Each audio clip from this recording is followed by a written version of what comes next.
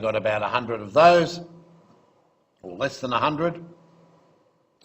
So we'll allocate arbitrary the first 50 account numbers to the current liabilities and the rest to the non-current. And then we come to owner's equity, so we're going to start with 300 and go to 399 if we need it. Revenues will be 400 to 499 and expenses 500 to 599.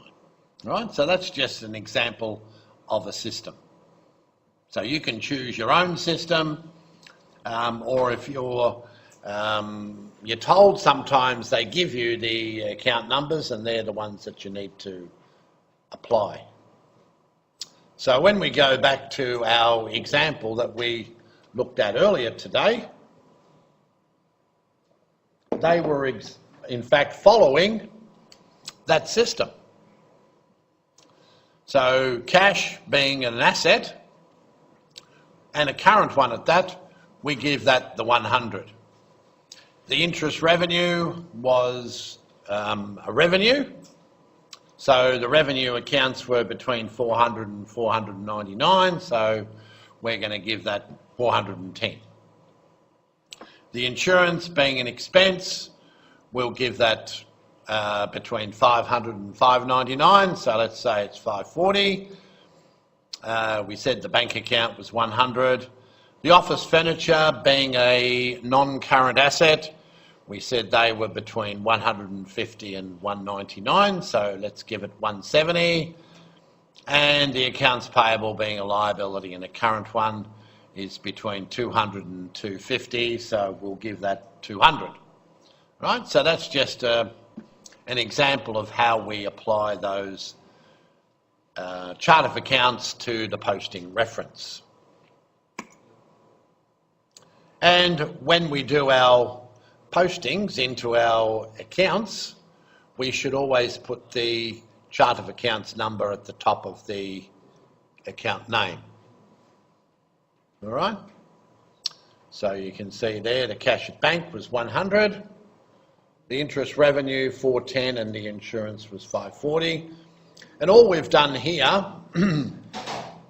is just post those items from the journal into the accounts for those 3 transactions.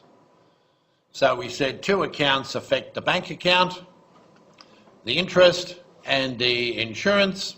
So one is increasing the bank balance and the other is decreasing it. So that's what we're putting in there. The revenue, we've got our interest revenue, and the insurance, we've got our payment there. Now you'll also notice that in the individual accounts, we put the other side of the transaction in the reference here. So we put the date and then we put the other side. So the other side of this transaction, interest revenue, was to the bank account. All right, so we reference bank account here, and here we reference interest revenue, which is coming from here. So we've got a debit here and a credit here. And the same with our insurance expense. In the bank account, we're going to say insurance expense, and in the insurance account, we're going to say bank. So again, they reference each other. All right, and then we do our closing balance. So the closing balance works out to be 1,700 for the bank account.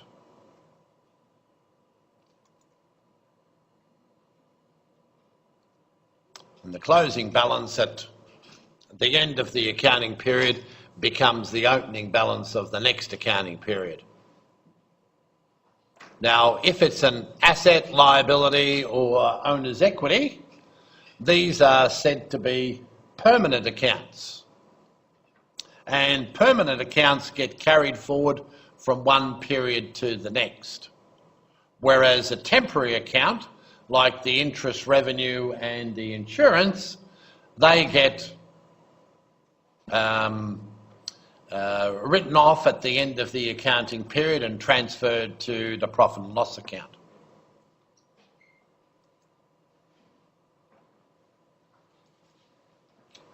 And the final one is the office furniture. As you can see here, we've got our accounts payable to denote the office furniture balance. And in the accounts payable, we've got the office furniture, which is cross-referencing.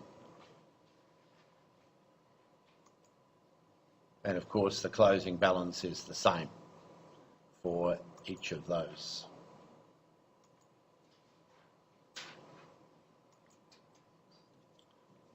All right, this is your time to do some work again. So we're going to post all the 11 journals that we raised previously, and we want to now put them into ledger accounts. So use the correct ones that we showed you in the solution. Don't use your ones if they were different. Use the correct ones, and I want you to post them into the ledger account with the chart of account numbers as per this schedule here.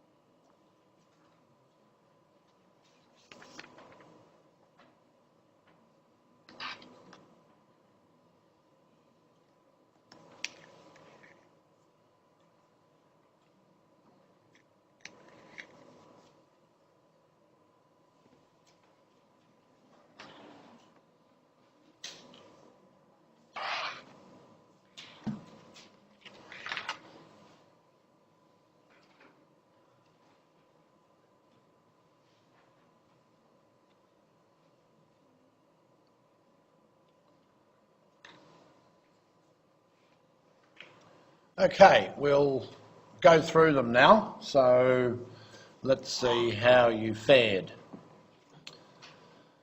So the first one is the cash bank account. So we're posting all of those things in the journals that affect cash into the cash account. So you can see there's quite a few entries in the cash account.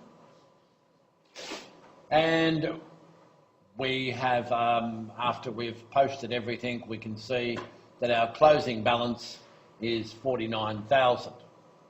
So because cash is a permanent account, this closing balance gets transferred to the opening balance of the next accounting period. Likewise, with the capital account, we can see that the closing balance of the capital account was 100,000, and that becomes the opening balance of the next period. The other accounts, the inventory, that has a closing balance of 40,800. Accounts payables, closing balance is 6,400. Accounts receivable, it works out to be 1,600.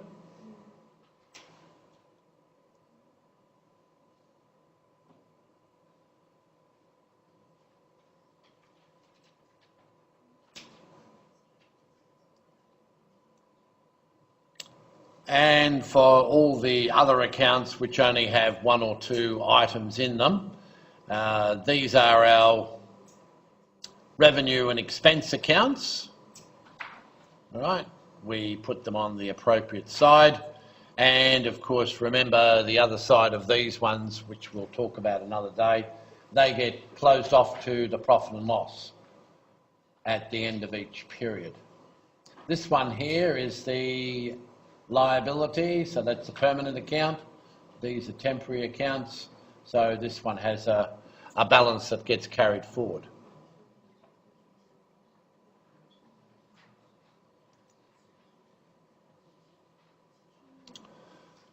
Okay, so having done that, the next step, and this is the final step that we're going to cover tonight, and that is to prepare a trial balance.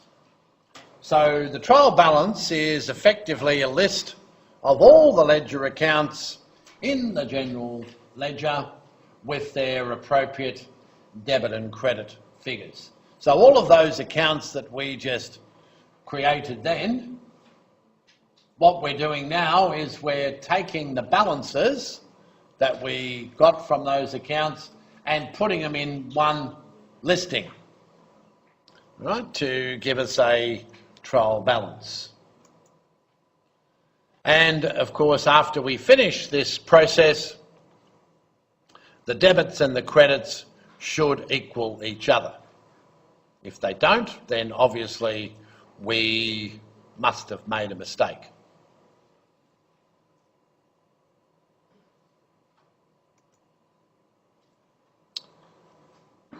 Okay, so we're going to get you to do that, and then we'll have a look at it in a moment. So I want you to take the balances from each of the accounts that we just completed and put them in either a debit or a credit according to what the closing balance was. And then of course you can total them at the bottom, and hopefully your debits equal your credits.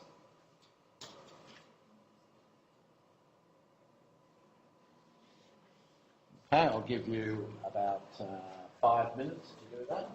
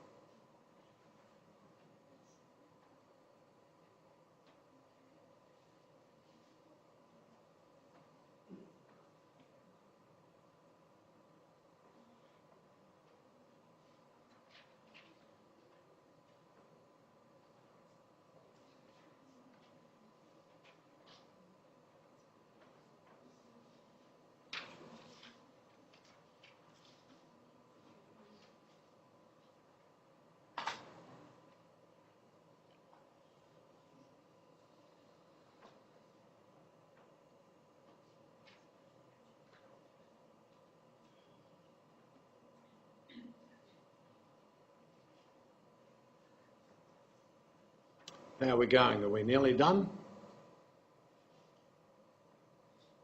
I'll just give you a few more minutes and then we'll revise it.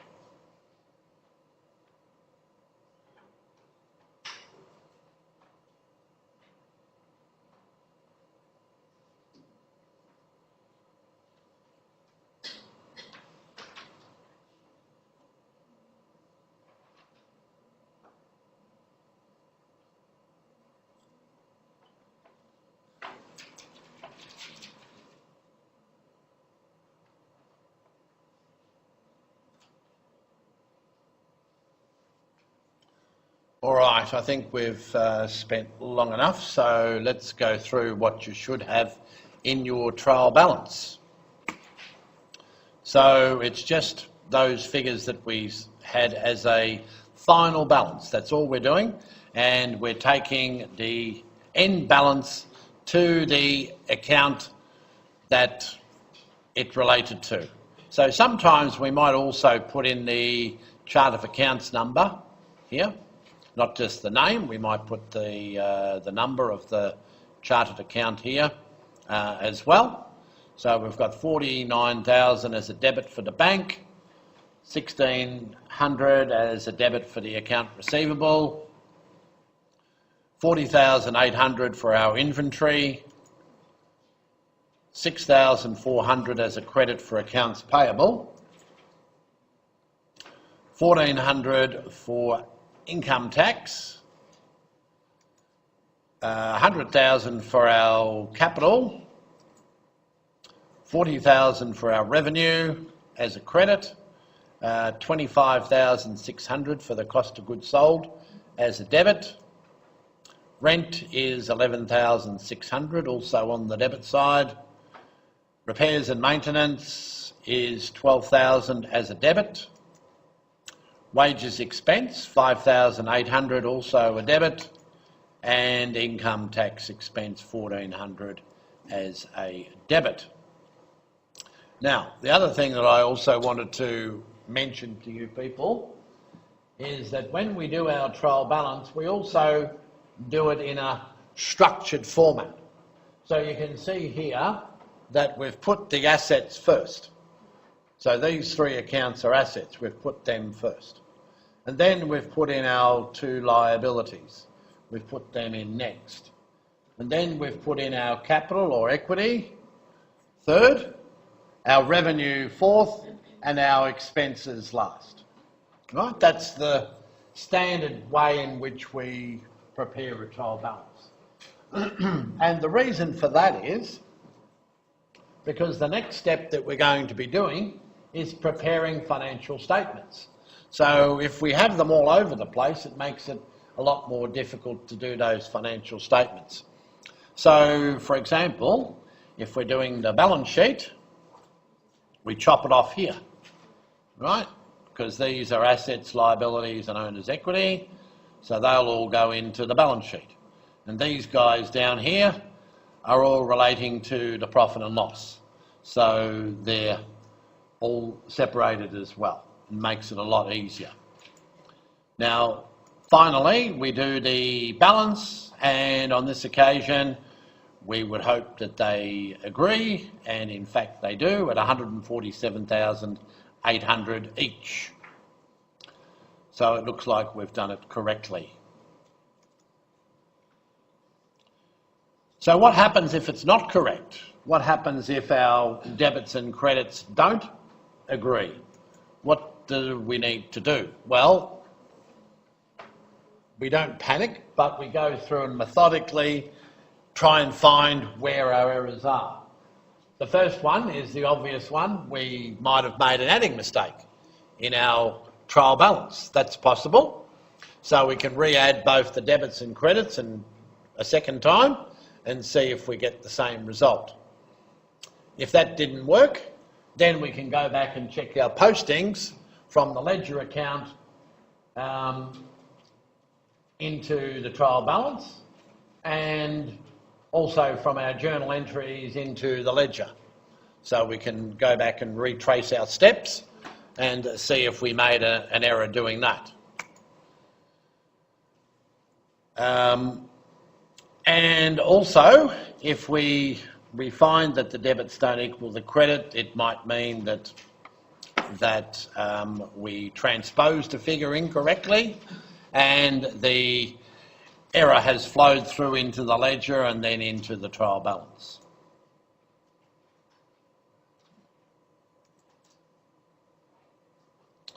Okay, so we need to examine everything very carefully to find our discrepancy. Sometimes there's a few ways in which we can short-circuit that process. For example, if the debits are greater than the credits, it's possible, a common fault is that we've put something on the debit side instead of the credit. Or the credits might be greater than the debits, in which case we'll put it on the credit side instead of the debit. So a good way of checking that is to look at our difference between the two accounts and divide it by 2. And then see if there's an account with that amount, because there's a good chance that that might be the reason why they don't agree.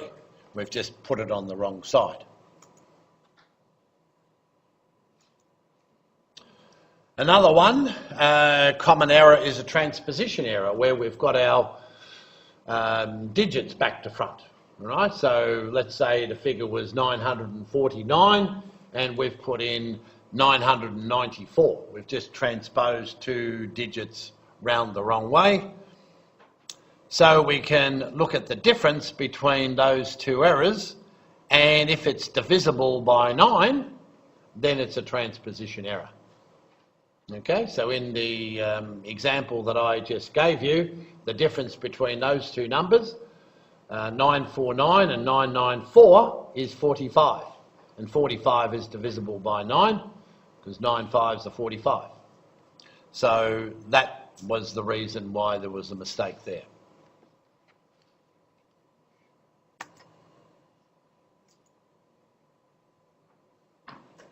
So we talked about that, and there's the example, or a different example to what I used. Another type of error is a slide error. Maybe we've moved the decimal point to the left or to the right. So, for example, or even the comma, all right? So if it's 100,000, somebody might put it in as 10,000. Or if it's 2,000, they might have put it in as 20,000. All right, or if it's got cents in, again, they might have missed out that decimal point and treated it all as dollars. That's another common mistake that we often find students do, particularly in the exam when you're under pressure and you're hurrying to get things down. You seem to miss the decimal point or the comma to identify the numbers.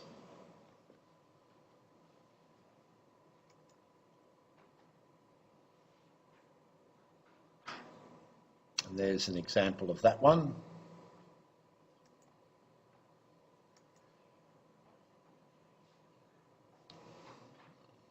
All right, what happens if the trial balance balances? Does that necessarily mean it's correct? Well, not always. Prima facie, it would indicate that it is on the right track, but doesn't always mean that it's perfect, because sometimes you might have made a compensating error. In other words, you've made an error and then you've made another error by the same amount, and 2 errors don't make it right. It just means that there's a number of errors there that have offset each other. Or another possibility is that you've completely omitted a journal entry. And if you've completely omitted something, then the debits and credits are still going to balance, but they're going to be short. Or maybe you've posted them twice. That's another possibility, and in which case your debits and credits would still equal. Or a third possibility is perhaps you've put a debit and credit in, but you've put them to the wrong accounts. Right? Maybe you've put them to inventory instead of non-current assets, or to revenue instead of expenses.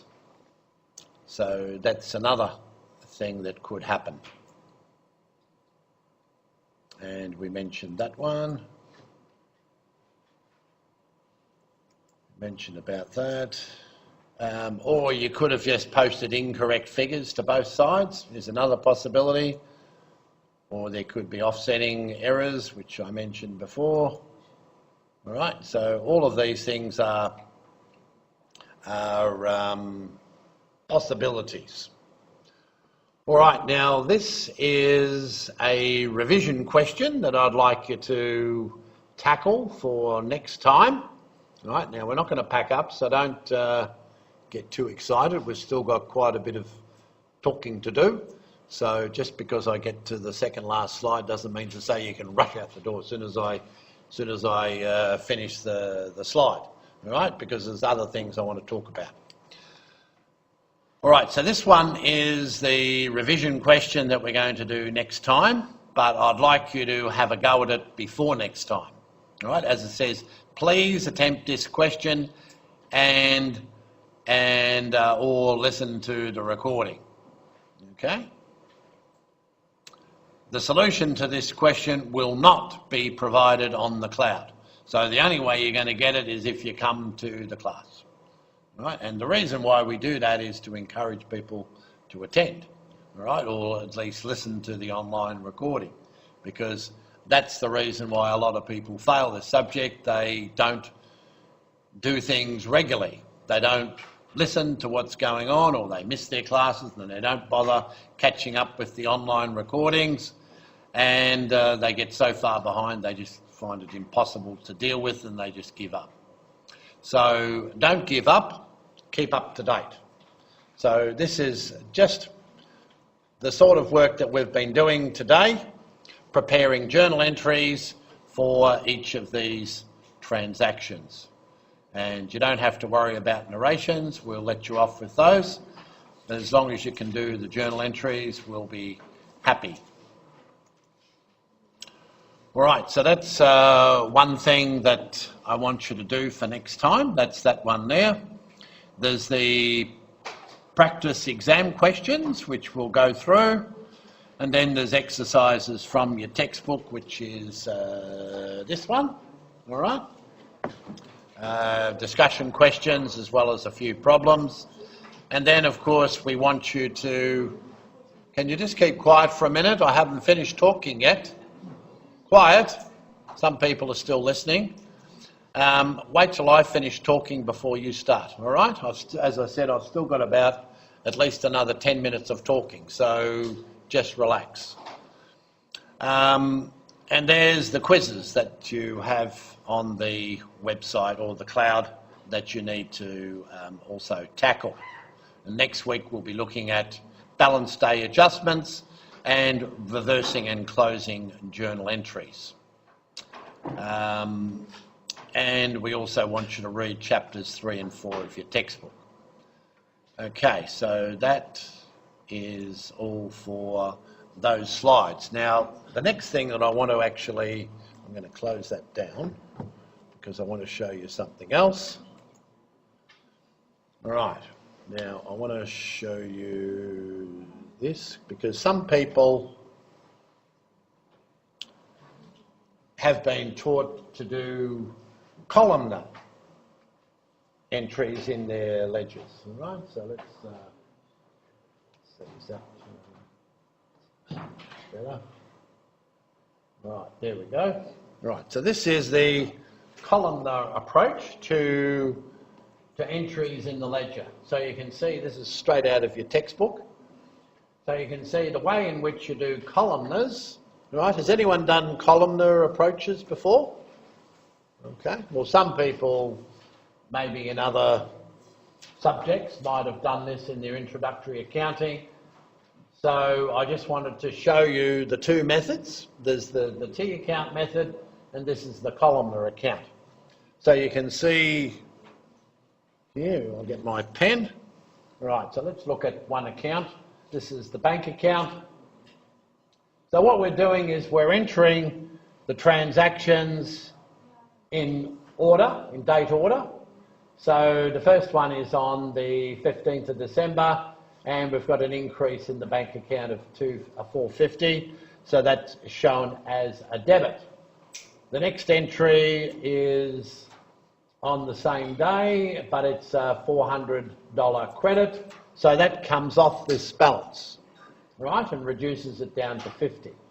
And then in March, we've got another entry as a debit with another 500, so it now increases to 550, and so on, right? So that's the difference. The benefit of this one is that you always get a running total, right? You've got a balance continuously, whereas with the T account, you've got to balance it up at the end of the period. So they're the two methods in this book, but they use both, all right? So I just wanted to make sure that you understand if you're reading the book and you come across this, you know what to expect. That's how you do it in cost accounting, all right? That's fine. So at least you'll know that there's two alternative methods. All right, now the other thing that I wanted to also, we'll go back to the,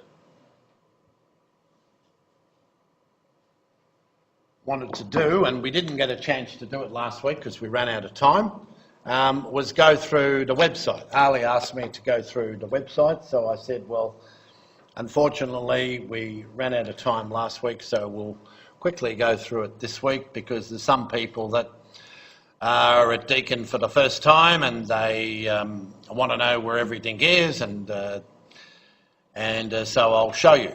All right, so you click on to Deakin Sync, then you find the subject name, which in this case is MPA 701, and if we go to our home page, that's what it looks like. All right, that's the home page, and you'll see down here we have news items which might be, you know, important, so you can have a read of those, right, and see if there's anything relevant. Okay, and then we can go to the next icon, which is the resources, and this is what you'll be using mostly. Okay, so in week 1, for example, you've got your materials, which you'll click on this, right, just like that. And you click download, and then you'll see all the materials that have been uploaded for week 1. Right, so we'll just do it for 1 week. So you can see there's the topic 1 revision slides, the past practice exam questions, and the PowerPoint slides, and then a summary of the week 1 in, I think it's in Word. Okay, so each week there will be some sort of materials like that. So there's also a condensed lecture video that's been posted there, an abbreviated version of what we've gone through today, because some people don't like the pregnant pauses when you're doing little exercises. They just want to hear somebody talking from start to finish. Right? Some people are like that, so people that are listening at home or maybe listening in a remote country, they don't want to do fast forwarding, and they just want to listen to something from start to finish, all right? So that's there for them. There's the quizzes, and there is the full recording of each lecture, all right? So as I said to you last week, I think this lecture is recorded, and Ali confirmed that it is recorded. So if you want to hear my voice and you happen to miss the class, well then you can, because it is recorded each and every week. Ali is also recording his lecture as well, so if you prefer to listen to his, you can listen to his as well. Or maybe you want to listen to both and see which one you like. I don't know. Anyway, it's all there if you want to do it. It's up to you. All right, so that's the sort of things that we'll find in each week's materials. So that's under the learning resources. We've got the unit planner there. Of course, the unit guide is up here. Right, you can click on that. We did go through most of the materials from the unit guide, so I won't go through that again. What else have we got? We've got assessment resources here, so when the assignments are posted, they'll appear in the assessment resources. Down here, we've got the cloud classrooms. So if you want to, I'm not sure when their sessions are going to be, but you'll find out by the announcements on the news items. Ali will put down when the cloud sessions are going to be. I think he asked me to do the cloud sessions. So this is mainly for off-campus students, but if you guys want to listen, be my guest, all right? I will let you know when I'm going to have them, because, as I said, I'll be doing them. I'm not sure when yet, but I think last time all I did was just talk about the assignments, okay? I think that's what he mainly wanted me to do. So if that's the case, then you can hook in and listen, because even though I'll talk a little bit about them in the class, in the cloud I'll expand it and might talk about it for about an hour, all right? So it might be in a little bit more detail. So all you do is you just click on that and you can log into the appropriate cloud session. But in doing that, make sure you have a good browser. Don't use Internet Explorer, because it will crash time and time and time again. I fell for that trap many times, all right? Sometimes I knew that I shouldn't, but I accidentally did it, and then I realised later when it crashed, oh, goodness. So, yes, it's not very reliable, particularly with this new system we've got. So try and use Mozilla or Firefox or Safari or some other. Chrome is a good one as well. Use one of them and I think you won't have too many troubles. Make sure you also have your mic and your camera if you want to ask questions. That's all good. So that's all of that. What else have we got here? Right, I think right in here you'll find there's some information about plagiarism, all right, so you can read all of that. Don't plagiarise for your assignments because the penalties are pretty severe. And then we've got things like MCQ test instructions and instructions on the essay and the case studies and past exam papers. They're all from last time. So the appropriate materials will be uploaded in due course for this trimester. Shortly, Ali will put an announcement in here, right, on here when the appropriate things have been uploaded, all right? Now, if you want to do some discussion, right,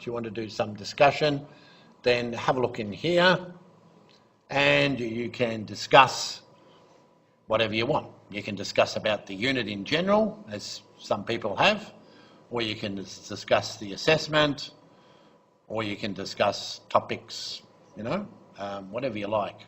There's a category for each one, right? So find the appropriate category for your discussion point and then lodge your question, and Ali will attend to them in due course. He generally does them within about 24 hours, so just be a little bit patient. So that's the discussion. Under the assessment, there's a drop box that hasn't been set up here for your new assignments. So when you start putting in your assignments, you'll put it into the folder there. If you're not sure how to do that, then just ask me or one of the other people involved in the unit and we will show you. You can also check your assignments for plagiarism before you upload them. And if it's a satisfactory percentage, then that's all good. If it's not, then you might need to do some adjustments before you finalise your lodgement. And I think that's about all you need to know on the cloud website. Has anyone got any questions about anything? Yep. Which assignments are these? Are these the assessment tasks or the Yes. assignments? No, you've got 2 assignments that you'll have to lodge. The first one is an essay, all right, which we talked about last week, and the second one is using the software and processing the transactions, all right? So they're the ones that you'll lodge into those assignment folders. When you do your quiz, all right, your quiz, you won't put it in there, all right? I think there's a different way in which you do the quiz. I'm not sure exactly how that works, but it's done automatically, and I think the computer will mark your quiz. All right, so I don't have to do any checking of that, but just follow the instructions or whatever Ali says in the home page, and tells you when to do your quiz and how to do it, and I'm sure you won't have any problems. All right, anything else you want to ask me before we wind it up for tonight? No? Okay, now you can pack up, all right? Now you can pack up and go home. Thank you very much for staying with us. We'll see you next week at the same time when we have another interesting topic to talk about, all right? See you then.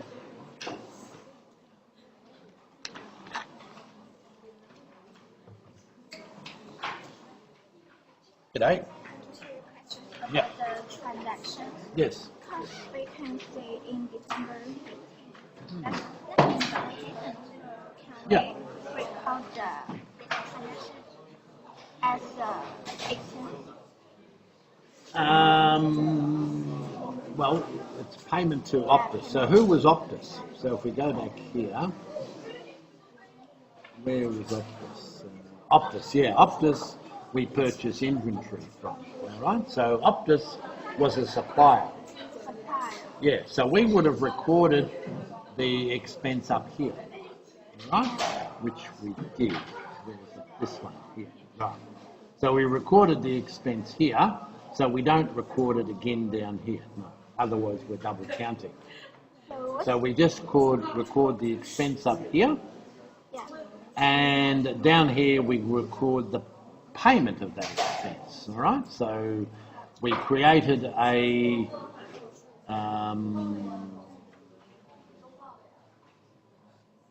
where is the, we didn't do it. Accounts payable. Oh, there it is, yeah. Yeah, there's the accounts payable, right.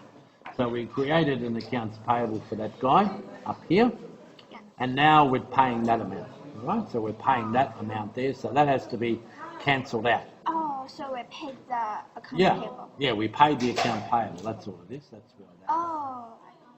So how Is that about the full amount, or is it only part of it? It looks like we only paid part of it, yeah. so how about this one? That would be the same. Yeah, this one is the collection. Collection from Telstra, yeah? So Telstra was someone who we sold things to. Why we can't record that one as a record? Because we've already recorded it as revenue up here, right? So this was to Telstra up here, credit sales to Telstra up here. We've already recorded it as revenue. So again, we don't double count and record it as revenue twice. Oh, okay. Right? So now we're just getting the money from this guy that we sold to. Okay. Right? Thank you, teacher. Makes sense, doesn't it? Yeah? Hi, how you going? Oh, you're friends, all right. Okay, good.